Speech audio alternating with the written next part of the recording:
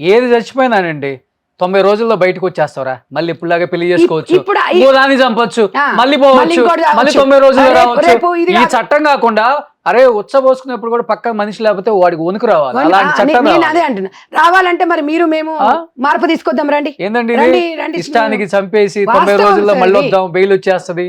ఆ బెయిల్ రాకుండా వాడికి అంటే ఇంకా అసలు బెయిల్ దగ్గర కాదు, అసలు ఇలాంటి విషయాల్లో రాజకీయ నాయకులు కానివ్వండి, పెద్ద పెద్ద వక్తలు కానివ్వండి, ఎవరు కూడా అసలు జోక్యం చేసుకోవద్దు అంతే ఈ విషయంలో.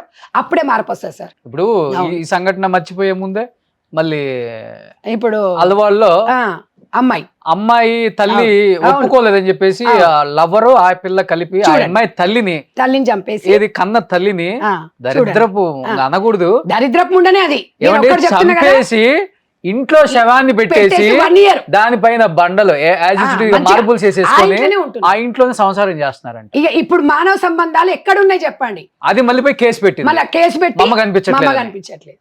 అంటే ఇందులో 1 year ప్రపంచం అంతా ఎతికేసి పాపం చూడండి, అమ్మ ఎక్కడ కనిపించలేదమ్మా, మీ ఇంట్లో ఎక్కడన్నా దాక్కుందని చూడండి అమ్మ అని పాపం వాళ్ళు వచ్చి చూస్తే కింద ఇంట్లో శవం అయింది తల్లి. అంటే ఇప్పుడు ఇంటి దొంగ ఈశ్వరుడు పట్టడు అన్నట్టుందా? అలాంటి వాళ్ళను వాస్తవంగా వాడు మగోడు గాని ఆడపిల్ల గాని ఎవరైనా ఎన్కౌంటర్ చేయాలి. అది తల్లిని చంపింది అంటే ఇంకా సమాజం మీద తనకు బాధ్యత ఎక్కడ ఉంటుంది సార్?